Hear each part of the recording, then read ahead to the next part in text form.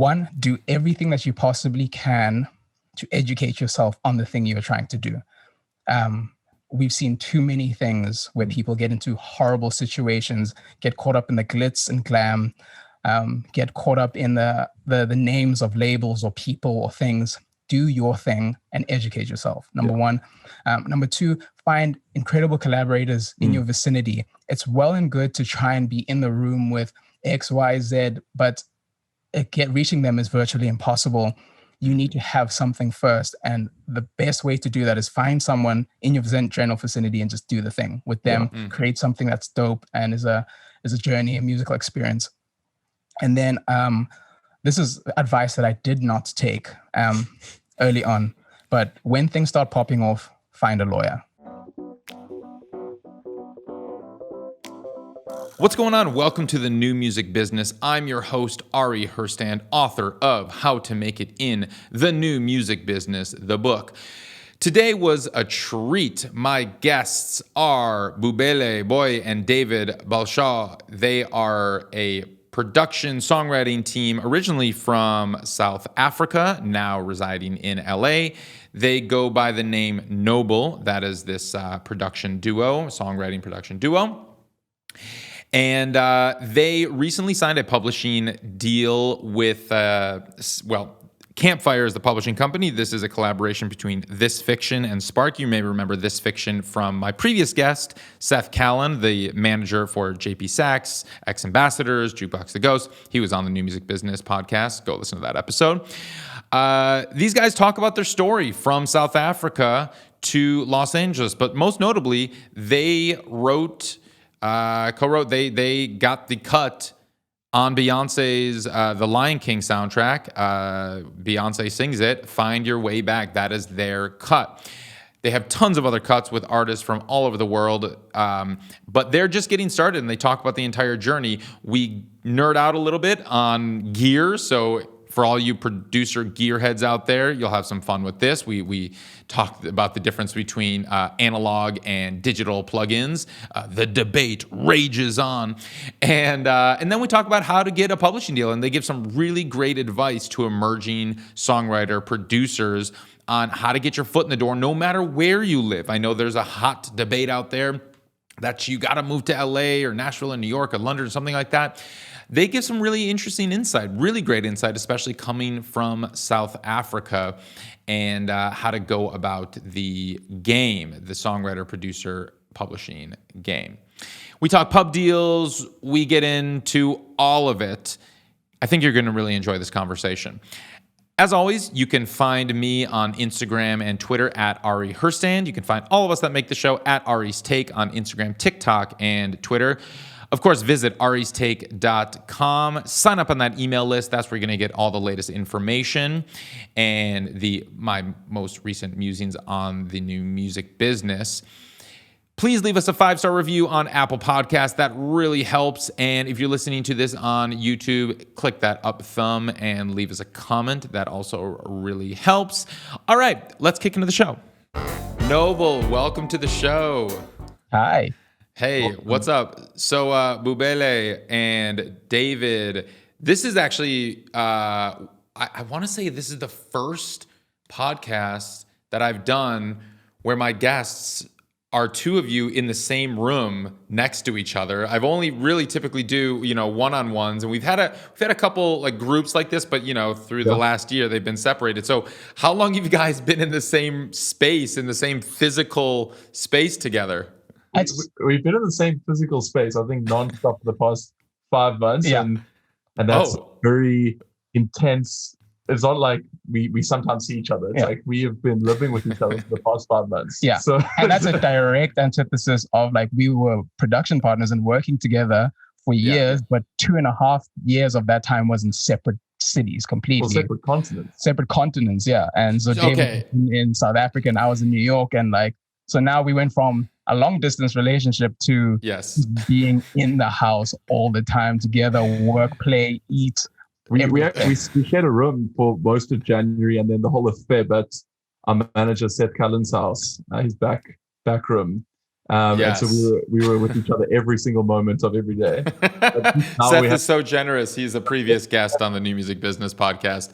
Yes, full disclosure, Seth Kallen, your manager. Wow, that is quite a generous manager to host you as well. So that's really interesting. I want to step back a little bit, and I'd like to so explain how you guys met, how you got started. I'm very intrigued by the two continent story, but take me back. Okay, so the way that we met was in 2016, and I'd gone to this church event, and a friend was like, yo, you need to meet this guy, David. And I was like, okay, cool. And he introduced us afterwards, and David had just come in from Australia, I think. Yeah, I'd finished school, and then I went to Australia to a music college, and I was doing songwriting there for 2 years. And I just got back to South Africa, moved to a new town, Cape Town. And as I got there, the same guy was like, you have to meet Bobele. And so I was at this event and we met.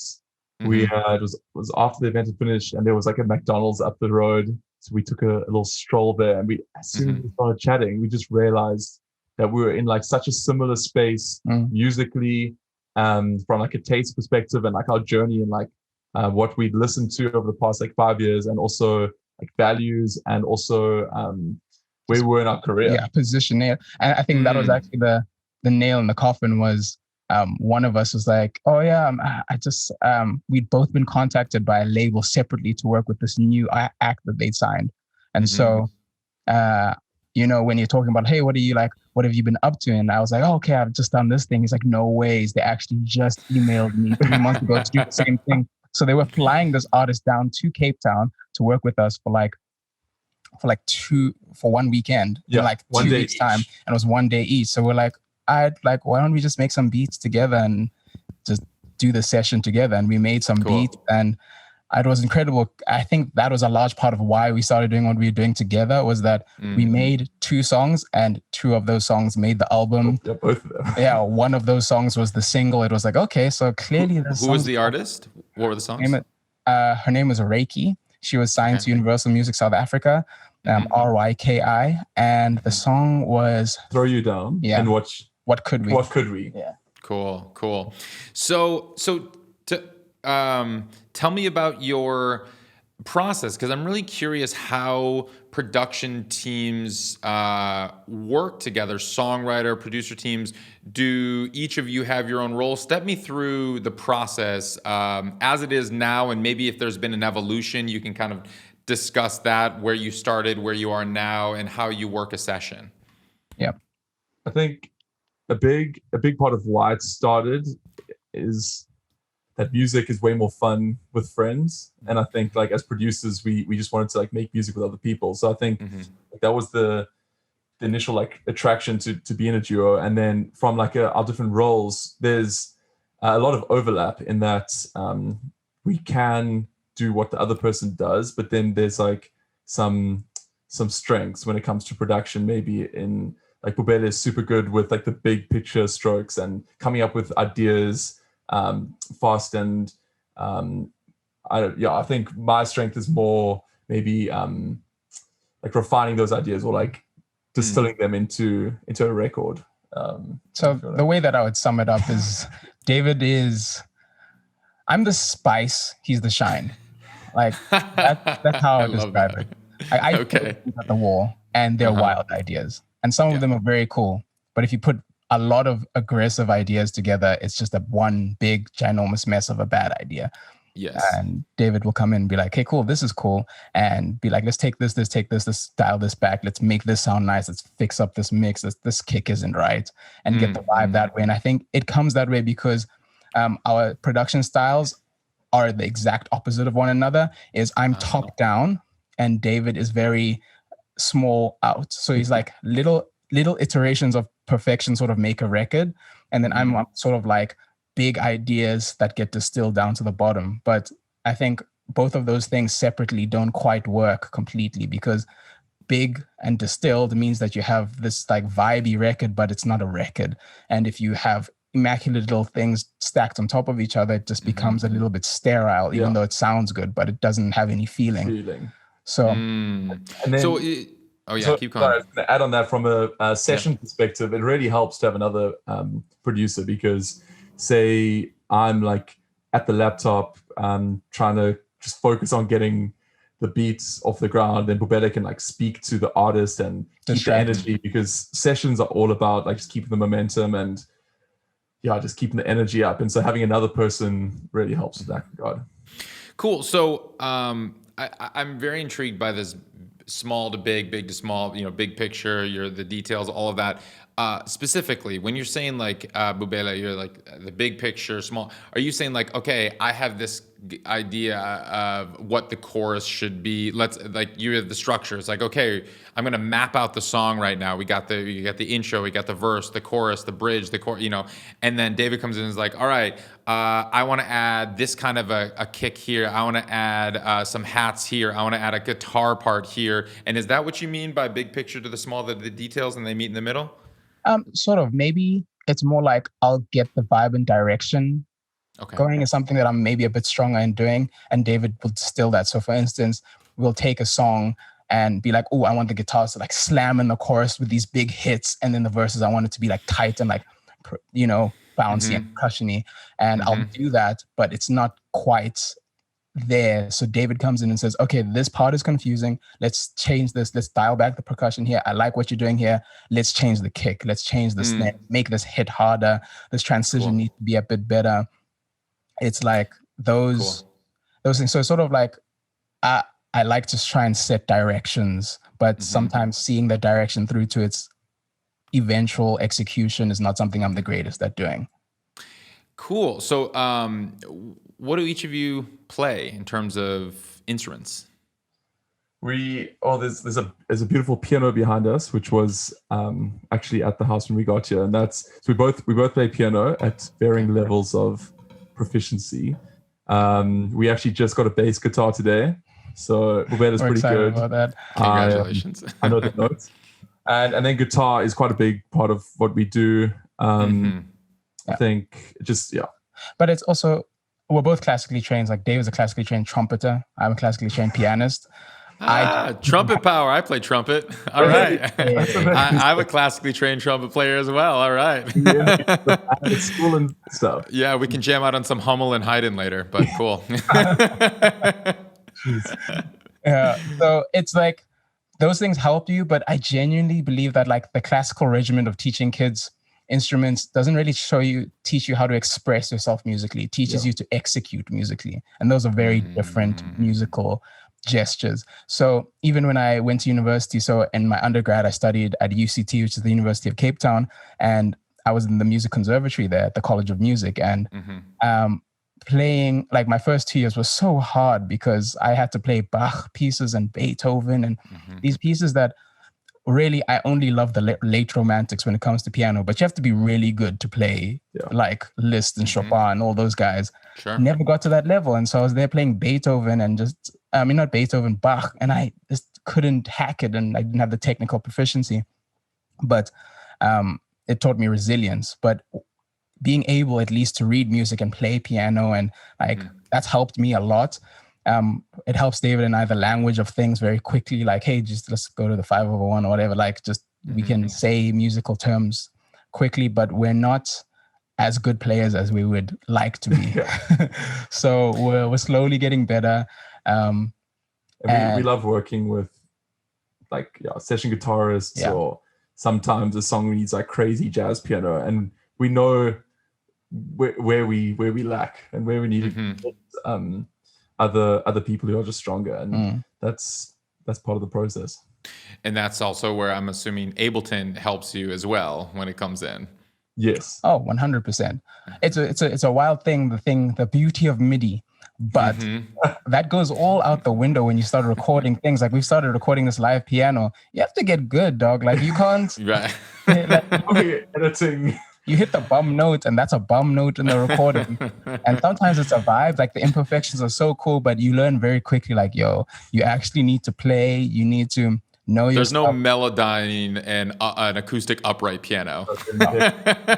You can. It sounds weird. I highly recommend any producers thinking about doing it to do it. It's very cool. It's way cooler if it sound like weird and like lo-fi or something. Because the Melodyne Studio, you can like do polyphonic editing, which is crazy.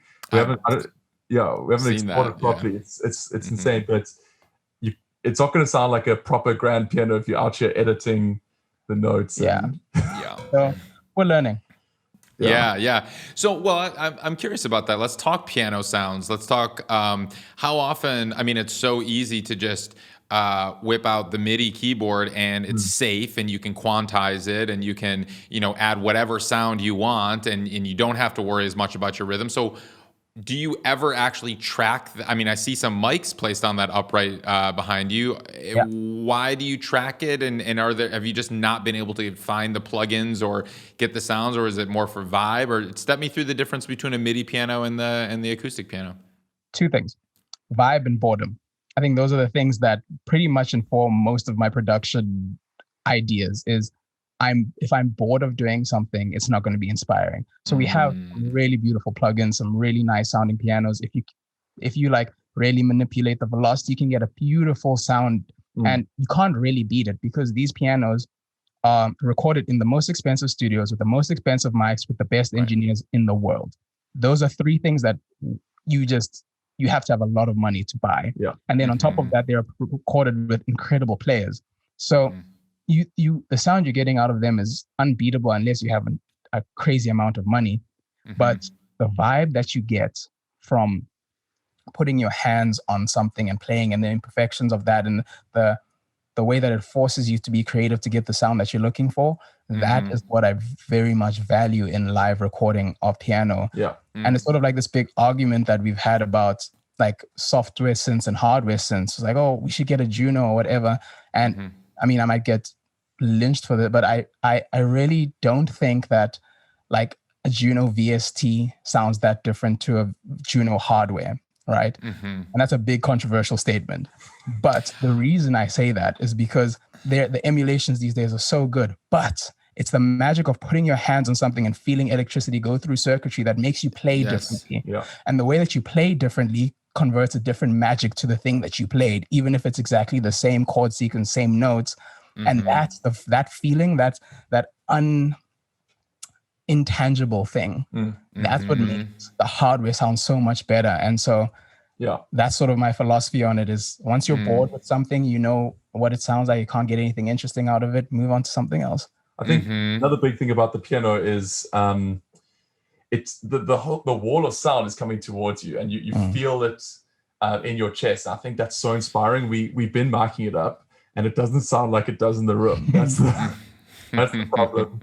And the other thing is, like we mentioned earlier, like about momentum in sessions, and having a synth that's just hooked up, or like a piano that's just ready to go as soon as you touch it. That's the same thing as guitars, is that you're able to get a sound and an idea going quickly. Some of our best songs started on the Rhodes or the piano because we weren't overthinking it. We're just playing these basic chords that we wouldn't have usually played if we're trying to impress the artist, and they're like, I love that. And then that gets us going, and the session starts, and that helps. Speaking of this controversy, I mean, have you guys ever been to NAMM? No. Okay. No. So do you know? So NAMM is like the largest music instrument gear conference in the world. It's in Anaheim Anaheim every winter. I believe it's like January, February, something like that. And then they have a smaller one in Nashville every summer. But we're talking. It's like Guitar Center times 1,000. Yeah. So it's just if your anxiety level rises the moment you step in Guitar Center, imagine NAMM and you multiply that in like a giant convention center, and it's just hundreds of thousands of people. Anyway, Universal Audio set up a booth there, and they had their analog plugin hardware right there, and then they had their digital plugin of the exact same plugin that they modeled it off of, and they had you take a test. And so you would go through, and they gave you a quiz sheets. And so you're going through this exhibition there. And so, it was like test your ears. So you pop on the headphones and like A or B, like which one is which. And everyone's failing. Everybody failed this thing. Nobody could guess which was like, they're that good, those digital and so it's like, people are like, well, it's the warmth and it's like really the nuances when you drive the thing. It's like, no, they figured all that out. It's like nobody could get it. The robots are smarter. They've taken over. That's the thing. I think that those plugins work when you can incorporate them into your workflow, so you're not like being hold up at every stage. I think, but if you can take the best of both worlds, so the speed and the sound of analog for like maybe mixing and like preamps or compressors. But then like the touch of like maybe analog synths, pianos, I think like that's what our dream is, to have that like hybrid. I mean, you do make a really good point about the inspiration, and even though technically they may sound virtually identical, or like you were talking about the samples before, they might sound quote unquote better because they're recorded by professionals with the best mics in the world and yada, yada, yada. But at the end of the day, you're still the humans behind the music that are creating it. And so it's not about like which note sounds better in a vacuum on its own, because that's never going to be a test for anybody.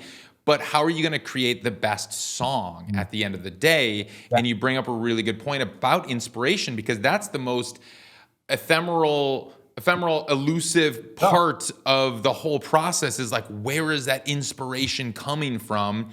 And so I think that's the part of the conversation that the gearheads are not focusing on, which is the most important part of the discussion and the argument, is that like, it doesn't matter if you can tell the difference between the analog or the digital plugin. It matters what is going to bring you the most inspiration for the best song at the end of the day. Like, I don't know if anyone from UAD is listening, but if they were to just make like literally like a plastic casing that looks like the hardware that controls the digital emulation, that's it. That's the money. You have like a 96 channel SSL that's really just plastic faders and knobs that are sending digital signals to the hardware computer. But it feels, you get the magic and you get the sound. Like it's probably cheaper than the thing. I don't know. That could be the move. I love that. Well, Bubele, you're gonna have to get maybe take a patent out on that real quick before somebody listens to this and steals that, because that's a brilliant idea. I was just in studio the other day and we recorded straight to tape, which is the first time I've ever recorded straight to tape before. And because we were just doing live takes with the band, I got this throwback 70s style funk band, and we were doing just like live takes. We're not doing any overdubs. It's just, we're filming this. It's just gonna be live, 9-piece, everything. And so the engineer's like, well, should I just turn the tape machine on? I'm like, shit, I've never done that. Like, yeah, let's go. Granted, we're running, through the board, through Pro Tools, tracking to Pro Tools and tracking a tape at the same time. And then after every take, he like dumped the tape into Pro Tools so then you could mix it later. But it was cool. And it was, if nothing more, I'm like at the beginning of the session, like, we're tracking a tape. Exactly. This is going to be so cool. I've never done this before. It could turn out like so beautifully, and that gives you energy to maybe play better or create something that you wouldn't have otherwise, which is awesome. Yeah, totally. Awesome. So we could keep nerding out through this whole process, but I want to get back to your story because it's so interesting. So you guys met in South Africa. David, you went to university in Australia. Are you originally from South Africa and you just decided to go to Australia for university? Grew up in Port Elizabeth, which is a small town in South Africa. And then I went to Sydney for 2 years, but I always wanted to live in Cape Town and study at the University of Cape Town. So after 2 years in Sydney doing music, I came back to South Africa and went to the University of Cape Town where I met Bubele. Yeah. So the real question is, how do you go from kids hustling in Cape Town to working with Beyonce? Go. A lot of things that you cannot plan or strategize, and way too many NDAs. Like that is exactly what that journey is. Sure. Yeah, that was wild. I signed. What had happened was David and I had started working together. It was very early on in our career. Sort of the South African music industry is small because it's quite a small country, for like comparing it to the US. But there's also so it being small and my family didn't really know anyone in the music industry. So I didn't really know anyone there's no given path. There's no, you sort of finding your way. And so when we got this first opportunity to work with the signed artist, that was our first venture into like the major label system or like the music industry, but you're still sort of on the outside, don't really know what's happening. But through that, someone offered me a publishing deal. And then I was like, oh, this is cool. What is publishing?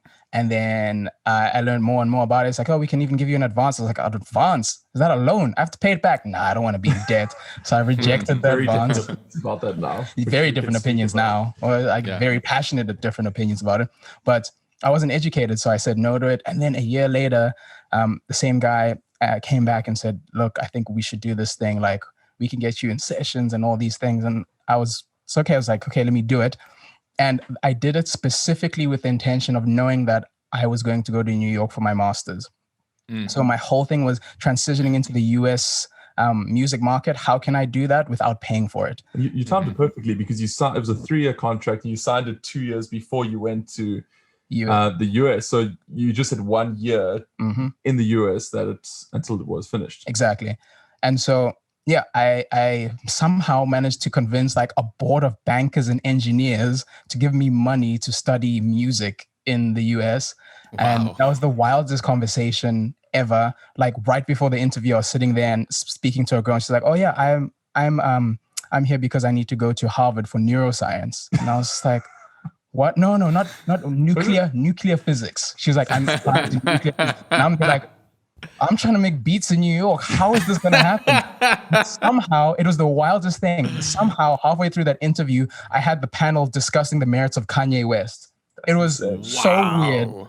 It was so weird, but it was a good time. And so went to New York, signed this publishing deal, timed it like this, went to New York, hoping that this publishing house would then get me a foot in the door on that side. And it turned out even that was a hard journey. It didn't really happen. And then it was tough for you in the first few months. So tough. The whole first year, because it's so sort of like the whole first year was just struggling to meet anyone, have anyone take me seriously. And then, but in the first 3 months, I got a meeting at Universal Music Publishing in New York. And I went there, and that was probably my first and only meeting for like 6 months or whatever.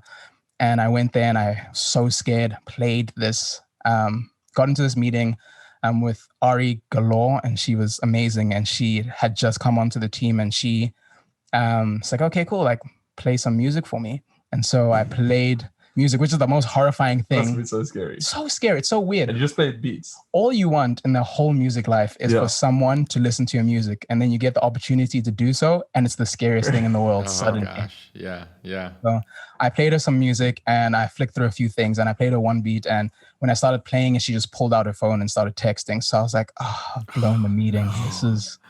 That's it. It's all over for me. And she looks up at me, she says, what are you doing on Monday?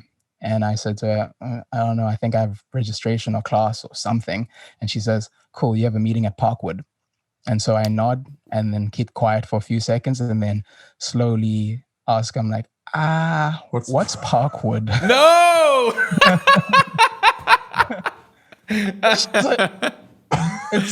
It's Beyonce's label. So that was that first meeting. And I went to that first meeting and it was the scariest thing ever. And who was it with? Or is that I don't know if I'm allowed to say who that meeting was with. To be genuinely honest, I don't know. Yeah. But I mean, surely I can say she's a lovely person. My meeting was with Marielle Gomez. Okay. And she's the coolest. She's the coolest person. I was so scared, but she showed up to the meeting. She's like in a snap and tracks and dope sneakers and just like, hey, what's up? And we just had this conversation and we spoke about my musical heritage, what I was doing with musically. And she just asked me to play her some things. And that sort of started the journey of that. And it became this like 8 month, 9 month long ordeal where I genuinely did not know I was on the album until the day it came out. I rolled out. And we're talking the Lion King album? Yeah. Okay. Because, your song, Find Your Way Back. I mean, we had Kevin Garrett on the show as well, and he wrote the first track on Lemonade and Pray You Catch Me. And said the same thing. He literally didn't know that his song was going to make the Beyonce album, the Lemonade album, until it dropped the day it came out. And then he's like, well, I guess I'm on Beyonce's new album. Right. It's the wildest thing. Her team is so proficient and well executed and lined up on their vision. And they just work like the CIA. It's need to know basis. You don't need to know what you don't need to know.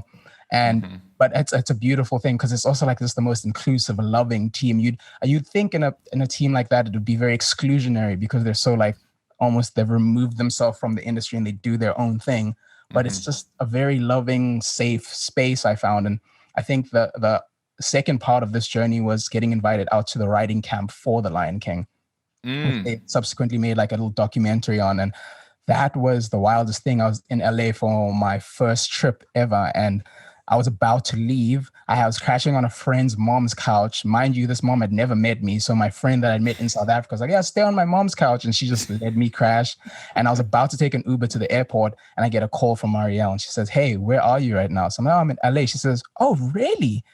Listen, when are you leaving? And I say, in 2 hours. She says, I'm going to call you right back. And she drops the phone. And at this point, I'm flat broke. I do not have enough money for a new flight if I miss my flight, nor to rebook the Uber that I've already scheduled.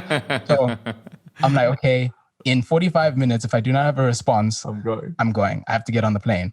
And before the 45-minute mark, literally at like 43 minutes, I get an email from her team. And they're just like, hey, here you are, here's your new flight itinerary, here's your accommodation. And they sent a car. And that was the beginning of like going to this writing camp. And that was the most humbling experience and exciting experience ever. Just people from all over the world, just making music with no ego. Talk to me about the writing camp, because I've never been to a writing camp. I think a lot of our listeners have never been to writing camps, songwriters, producers. How did this writing camp go? This one was very interesting for me because maybe that was my first writing camp that I'd been invited to. I sort of knew of the concept, and we have our own writing camp every year. It's more of a retreat. Yeah, like a little writing retreat. But this was like at an undisclosed location, and you like knock on the door, and I'm like, I don't know what's happening. And like walk down this hallway, and it's dark, and there's like a glowing red exit sign at the end. I'm like, I don't know what's going to happen. And you walk in, and it's this beautiful space. And they had like just rooms for each person. And maybe like 6 or 7 studios. And what everyone does is they sort of, this writing camp, it was very specifically for the Lion King movie. And we just got there, and there was a lot of like mood boards and people all around from all over the world. And we sort of just hang out, and that's all they do is like, I think a writing camp is creating a safe space to foster creativity and people to link and connect in a way that's maybe you wouldn't get to do if you were having like a 4-hour session in and out, have to drive through traffic. No, you all just descend on this location and hang out and send stems, play things for each other, bop around. And so each person has their own room. Are you bopping between rooms and playing each other's stuff? Or is it like an itinerary? It's like, okay, at 10 a.m., Bubele and so-and-so are going to get together. And at 1 p.m., this person and this person, do they do that? Is it that structured, or how does it work?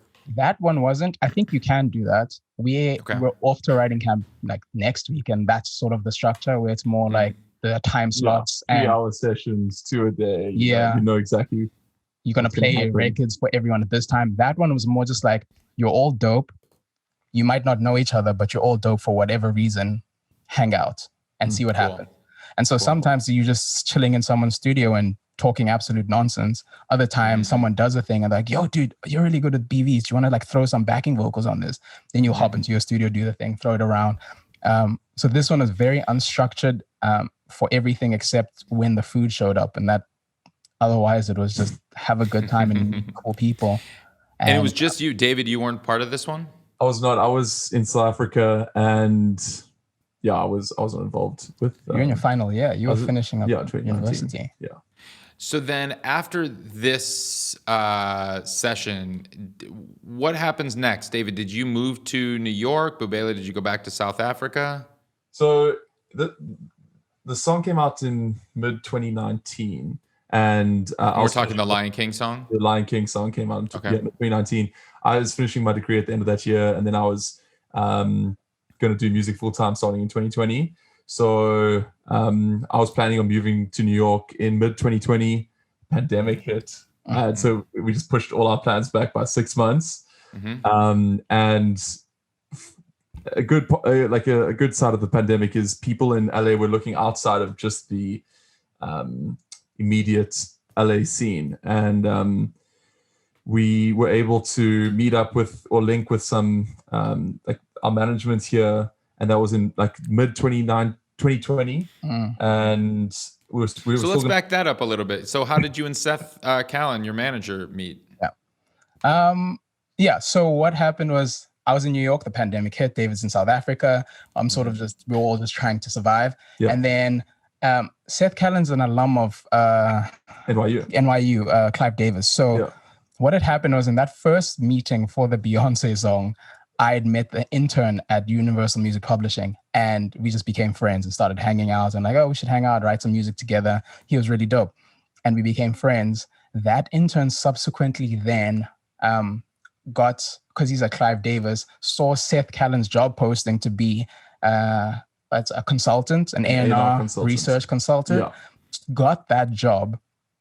And then in his first dossier was like, hey, do you mind if I put together you and David's music for my boss? And that was for his first dossier. So shout out to Will Daly for making that happen. And more so, shout out to interns everywhere and people that work with interns. You never know where they're going to end up. So just be nice to everybody because you don't know what's going to happen. Don't shit on assistants. Don't shit on interns. I mean, you just be everybody's friend. And you know, they might remember you. Sitting here right now, it wasn't. Were you friends with them? I was also like, I think it's such an interesting thing of the human condition, right? It's like you want to be friends with the person that owns the building, the skyscraper, right? But if you are friends with the guy who owns the skyscraper and you walk up to the doorman and say, hey, I know Jim who owns the skyscraper, it's going to be like, no, you don't. Get out of here. Knowing the guy who works the door means that you can go up to him and be like, hey, man, how's it going? He's like, hey, dude, how's it going? Oh, do you need to come in here? Come on. Like the access is actually granted at different levels. And I think that people, it's a really bad human thing that we like gauge people according to whatever social standard of clout or power they might have, because everyone's on a journey. So the interns are going to be the next. They are the music. The next generation. Yes. Yes. We were all an intern. We were all an intern. We were all someone's assistant. That's what I think people miss when they're quote unquote networking or they're trying to get in the door somewhere, is they make their list of the people that they would think they want to be in touch with. And those people are untouchable right now, primarily because they don't know them. They have no connections to them. But who the people are who are not untouchable are their assistants or their interns. And so that's how you get there. And so if you think about, well, maybe I can't get to XYZ executive right now, but I bet if I can reach their assistants or their interns, I mean, nobody's emailing them directly, you know, saying hi, you know, and so strike up that relationship there. And it's really, yes, of course it's about relationships at the end of the day, but authentic ones. And this intern clearly dug you and the music and you know, put their reputation on the line with their new boss because they believed in you enough, and they knew that they could stand behind you as a person, because as we know in the industry, it's just as much about how you are as a hang and as a person and how you're going to act in the room as it is about how cool your beat is. Yeah, literally. That's very true. That's exactly it. So yeah, that's how we met them. And then cool.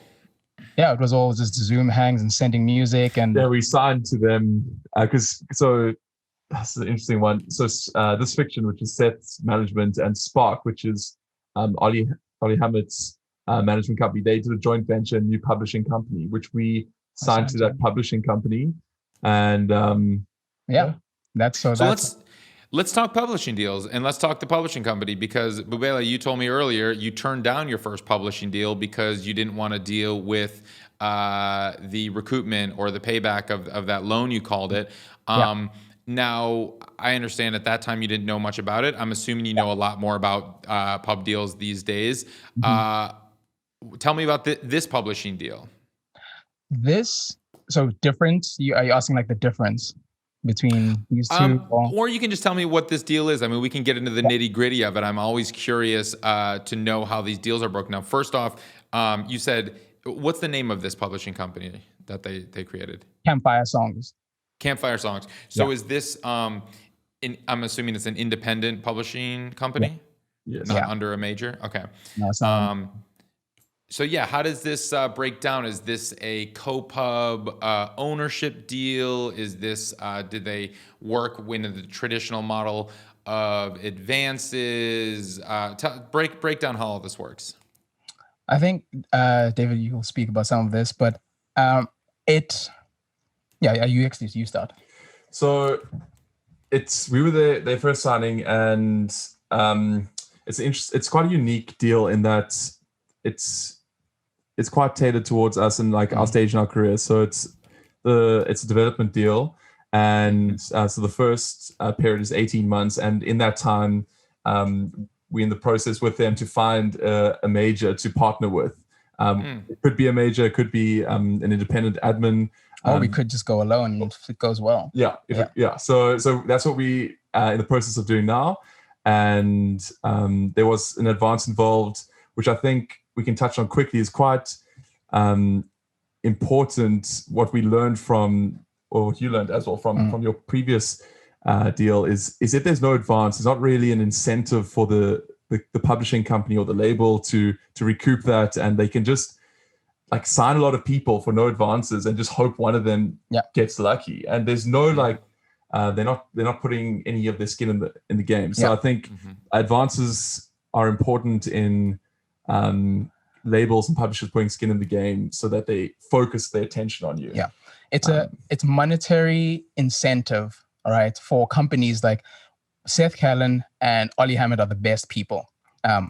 But if we take a step outside of them being great people, we look at the ecosystem of businesses work on profit and bottom lines. And if you signing someone costs you no money, then doing nothing with them costs you no money.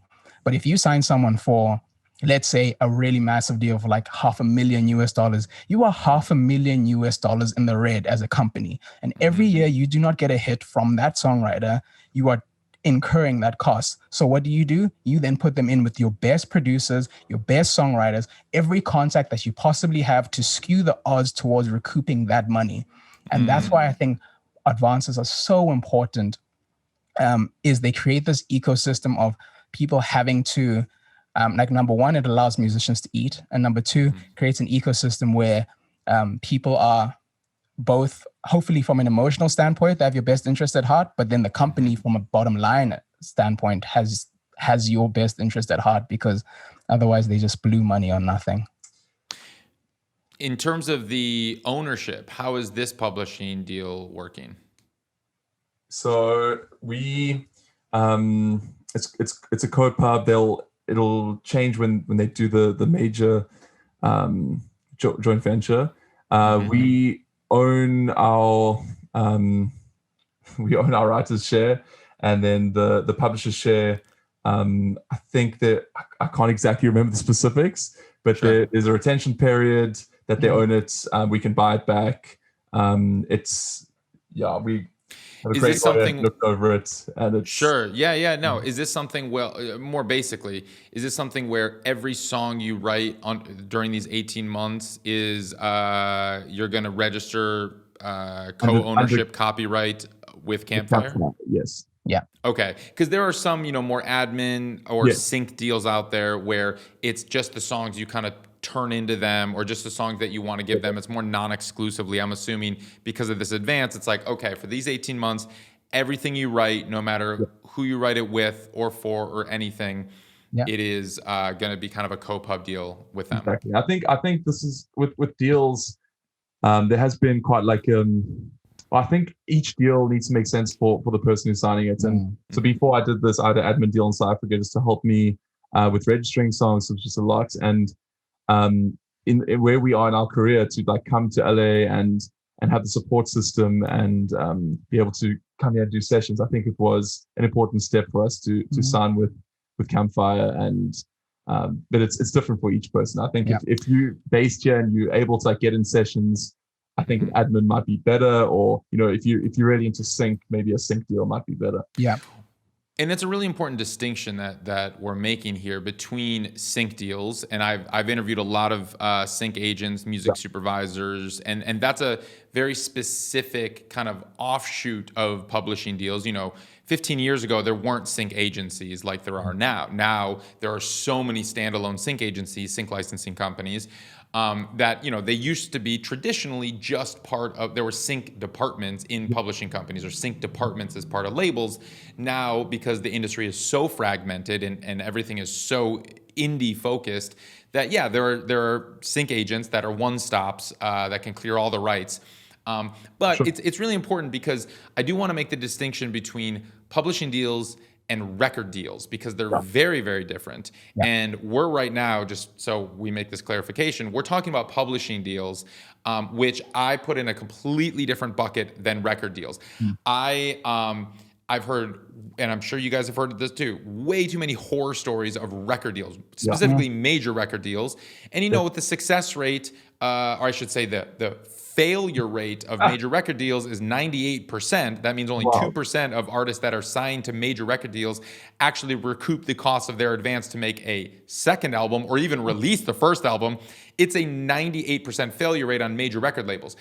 Very different from the publishing world, where you make a really good point, Bubele, that they're going to give you an advance, skin in the game, meaning they're going to be setting up sessions for you. They're going to be pushing your stuff. Whereas the major record labels, it's almost like they're buying lottery tickets. And I mean, similarly doing that with publishing deals, but I've heard way too many stories of artists getting signed to deals, even with decent advances, and the A&R leaves, or the person that signed them leaves, and they're like, they don't know what to do with them anymore. They don't put any money behind marketing. They own their masters. They may even shelve the record. They never even release it. They just say, cut our losses, and that's that. But when you have but when you have a songwriting team like you guys, it's producers, songwriters, I feel like it's a very different process, because it's just about, it's shots on goal. How many songs can we write? How many cuts can we get? It is still like buying lottery tickets, because you never know what's going to turn into a hit and it's going to return. Things. Go for it. Go for it. It's tough with artists. There's a lot that goes into it in terms of finding the sound, finding the look, and if it's not resonating at that moment, they often artists get dropped. I think the structure of the deals is more skewed in the favor of the labels. It's really not good for the artists in terms of record label deals. And I think there's more flexibility within publishing with songwriters and producers. We can work with so many different songwriters and other producers and artists, and try and figure out what's the sound for them. And there's just more flexibility. It's all about multiplying your odds, is the way I like to think about it. And it's sort of like, if I work with an artist, let's not even say an artist, let's say we write with a songwriter who's signed to a different publisher, and we make a great record, then our team's pitching the song and so is their team. You now have two teams behind the song, trying to get it somewhere that's amazing. So, that's an important thing. But it's also knowing what's right for you. I think for us, signing with Campfire has been so amazing, because it is a small company that may or may not be part of a larger company, but I've done the big publishing company thing, and I found for me in my formative years of being a writer, it's easy to get lost in the roster. And for that reason, I wanted a smaller, more intimate touch, where I really loved some of my friends who were signed to publishing deals that were smaller, and every day they're chatting with their A&R, literally every day, texting, what do you think of this song? What do you think of this song? Whereas my last deal, they've brought some really great opportunities for me. But before that, because they were handling such a large part of people, it's very hard to get a response to an email. And so you need to know what's right for you. If you already have your people and you're a hit songwriter and you have your collaborators, you don't need someone babysitting you. We're new to the country. And so we need as much help getting to know the players and each person at every step of the way as we possibly can. So what advice would you give to emerging songwriter producers who want to be in your shoes, who may want a publishing deal or may not know if they want one or not, but want to be a working songwriter producer? Yeah. You want to go? Okay. one, do everything that you possibly can to educate yourself on the thing you're trying to do. We've seen too many things where people get into horrible situations, get caught up in the glitz and glam, get caught up in the names of labels or people or things. Do your thing and educate yourself. Number one. Number two, find incredible collaborators in your vicinity. It's well and good to try and be in the room with X, Y, Z, but reaching them is virtually impossible. You need to have something first. And the best way to do that is find someone in your general vicinity and just do the thing with them, create something that's dope and is a journey, a musical experience. And then this is advice that I did not take early on, but when things start popping off, find a lawyer. Genuinely, that's a big thing. And this is why, again, this whole thing of advances is such a big thing for me. Is that we need advances, because without advances, it's difficult to pay the lawyer. It's difficult to pay a lawyer. $700 an hour is not money that most kids can afford, let alone a kid from South Africa where the exchange rate is 1 to 15. You're looking at 3 months worth of grocery for 2-hour conversation. Like, it's intense. So those are the things. And then after that, it's just like, you don't know where the thing is going to come from. Like the way that I got connected to my first major label was a guy walked into my class and everyone was like, oh, Maestro. I was like, who's that? They're like, oh, he's in a band. I was like, okay, cool. I'm at a music conservatory. This guy just walked in and he's doing it in the pop game. So let me talk to him. And afterwards I talked to him. He was so lovely, exchanged numbers. I went home, Googled his band, and they definitely had the #1 song in the country. And that is like... You didn't know? I didn't know. And he was so lovely. And then he was like, hey man, I'm going on tour. Can't take this gig. Are you still making pop music? Play me some things. And the thing is, that was a year apart. And if I hadn't been working on my craft throughout that year and making better and better things, when he asked for something and I had the moment to play him something, the door wouldn't have opened. So it's just doing the thing and like just keeping here. Like, don't worry about everyone else's game. Yeah. Everything you said, I couldn't add to that. I mean, you make a good point about, luck is merely when preparation meets opportunity. So you had the preparation. So when that opportunity arose, you were able to seize it. They say it's kind of like luck is like a city bus. And if you miss one of them, another one will come around. But the only way that you'll be able to hop on the bus is if you're prepared for it. That's so good. That's dope. So, Go ahead. No, go for it. I was just going to say, like, you need to have something to aim towards in terms of like, you're aiming to get better and to like improve your craft. But you don't know where that opportunity is going to come. You can't strategize these things. And I think, jumping on what you said, just having like a community of people that are like, that you can grow with, I think is so important, and to find people you love collaborating with and that you can be creative around. And just making songs that you love. And also this thing that there are things that I feel you can strategize, which we've actually done quite well in our career. And that is strategizing your point of entry towards a thing.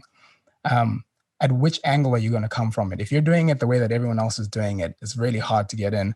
But you say, hey, how can we do this at a different angle? For instance, I was listening on Spotify. I just got on Spotify on my first Discover Weekly. There was this artist. I was like, this is a cool song. I looked at his plays and he had maybe 80,000, 100,000 monthly plays. So I was like, okay, let's check him out. Went on his socials. He had thousands of Instagram followers. I was like, okay, I'm not going to do that. Went on Twitter. He wasn't really active for like 5 years or 4 years, whatever. So I was like, that's not going to work. Went on his Facebook and he had 300 likes on his Facebook. All right. So I'm like, okay, there might be something here. Slide in the DMs on Facebook and send him a song that was in the same vein. That was for another artist. You didn't say, what did you say? I was like, hey man, like, I don't know what I said. I was like, hey man, like really loved your song. And like, I made this thing that like sort of sounds like it. I'd love to get your thoughts on it. And he hit me back like, dude, I want this song. Can I have this song? And that was so funny. And we were like, no, you can't have the song for someone else. For someone else. We will write something for you. Exactly. So what do? We get that same artist, wrote a song for him and sent it back to him. And that was our first international cut. Later, we find out that this guy, his name is John Vinyl. And he's best friends. He went to school with Shawn Mendes. So we released a song with him. like a week after the song comes out, Shawn Mendes tweets the song. Whoa. They put on a story. Yeah, and we're like, crazy. What is happening? And it turns out they were childhood friends. And we like, didn't know this. We didn't know this. For us, it was just like, this artist is dope, and he seems like he's got enough momentum to be cool and not too early, but or even if it's early, doesn't matter, but we have access, we can sort of reach him. And so that's what we did, was we didn't worry about who's he connect, who's he signed to. Nah, at that game, we're just like, I like this person, how can we work with them? So I love that.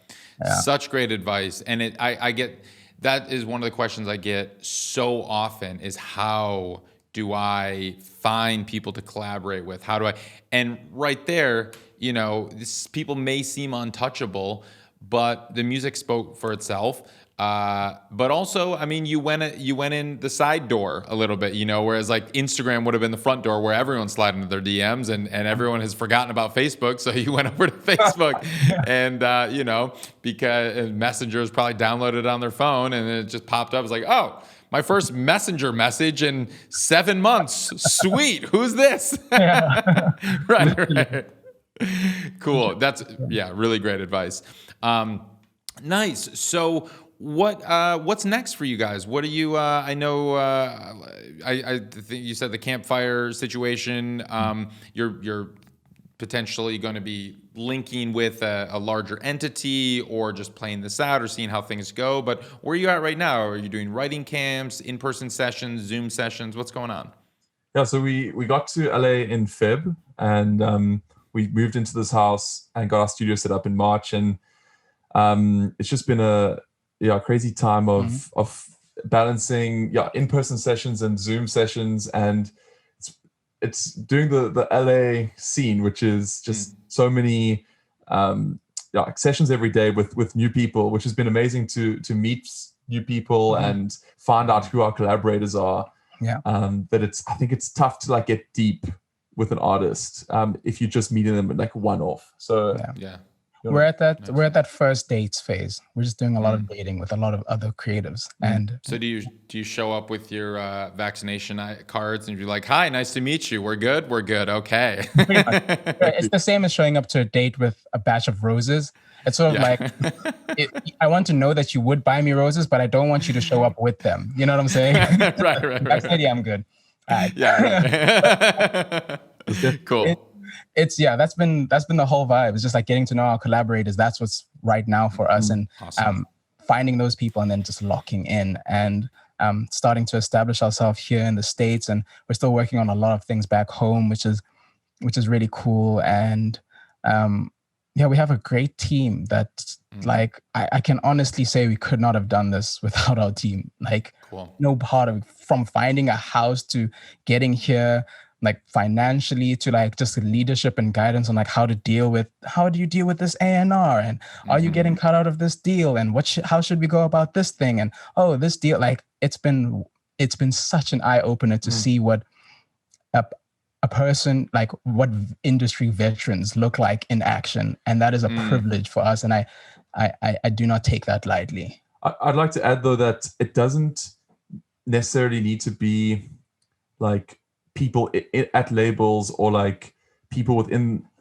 like the elusive scene. I think it's people who like, it's important to build a team and people that like complement your weaknesses, that have strengths where like, so building our team also looks like finding the songwriters that we love, and like the mix engineers and like that we love, and the guitarists that we love, and like the lawyer that helps us. And like I think that's just like building our long-term career, and like the company. It's not necessarily that they all like work for us or under us. It's just like this ecosystem of what we see Noble as, and how we can do this for a long time and work and do what we love. I don't think it necessarily has to be linked to labels or majors or Where do you think the industry is at right now in terms of location? You guys moved to LA, you're from South Africa, you spent a lot of time in New York. Why LA? I'll take this one. Cool. The pandemic very quickly showed me that there's really only one thing that is important once your safety and your financial stability is sort of sorted, and that is emotional ecosystem. Your emotional support is everything. And being in New York was so tough during the pandemic, being so far away from family and friends. And New York is a place of expatriates or like implants. So transplants, that's the word, a lot of transplants. So when the pandemic hit, everyone went back to their respective places, and it was a very isolating place for me. And so being in New York was the first step, because it felt like a smaller step than LA, which seemed like the monster. LA, now coming here wasn't even a thing for me, or even for us, about this decision of like, we're going to LA, it's where everyone's at, because the pandemic had spread everyone out. It more became a thing of, where's my emotional support system? My two best friends, individual of each other, two best friends in America, both decided to move to LA for separate reasons around the same time. When that happened, I realized that there was nothing for me at the stage of my life in New York. So LA was where I was going to go, because number one, I had emotional support. David was going to move there with me. My two other friends from New York were going to be there. So that's my whole emotional support ecosystem is here. And then we've just signed this deal, which means our team's ecosystem is here as well, which means that you can get to know them better. So LA for us is that. It made sense for emotional. Yeah. Emotional well-being, support. The open spaces, all of that was great, but you really can do it from anywhere. We are seeing kids from all over the globe getting wild deals and blowing up from wherever through Instagram and Spotify and TikTok. Yeah. You'll come through LA if you're in the music industry, but I no longer believe it's an imperative to be in LA. I mean, I suppose it makes sense in the style that you guys work, where you can create an entire musical foundation, quote unquote, the beat, and send it to a top liner, and the top liner can, write on that from a different time zone. Whereas like it's different, in Nashville, where most people show up, three people show up with three acoustic guitars in a room, and that's a lot more difficult to do a session like that over Zoom. People have been doing that, but in the way that you work, and most people in pop and hip hop these days are working, it makes sense that you can do it really from anywhere. Yeah, I think it's more like being here. You have access to people in person, and we prefer in person completely. But it's sort of, I'm seeing so many people who like come in, do a trip, spend a month, dip, go out, finish the records, come back, spend a month, work with a bunch of people. So yeah, it's, for us, we love it because we've never been in a city with this many music people and people to collaborate with ever. This is, it's, just wait till live music comes back. It's going to be nutty. It's a lot of fun. It's so wild. And it's ridiculous. Yeah.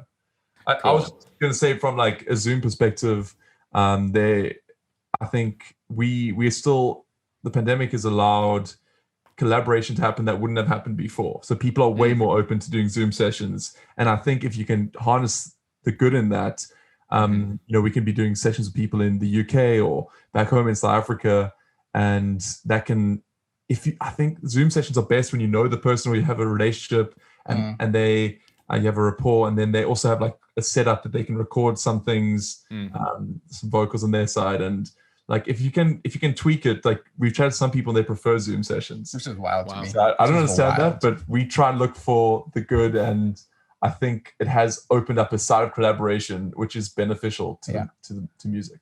Also, Can I be honest, Ari? You got to know like your lane and your vibe. We are trash at Zoom. Like we are not. We are like, because our whole thing is just being here, talking absolute nonsense. David, like our favorite song is David sitting on the couch playing church chords, like the most like stereotypical song like ever. And the artist was like, yo, that's dope. And we turned it into this crazy song. Like you can't do that over Zoom.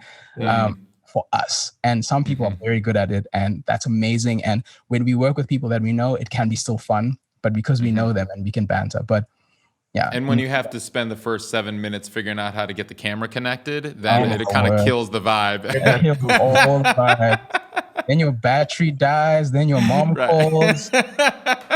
These are all completely never happens to us, but it happens to some people. Cool. Well, guys, this has been a lot of fun. I have one final question that I ask everybody who comes on the show. What does it mean to you to make it in the new music business? Do you want to go first? Good question. in the new music, and to make it, I think there's two sides to that. But for me to make it is to be able to, make pay my bills and make music.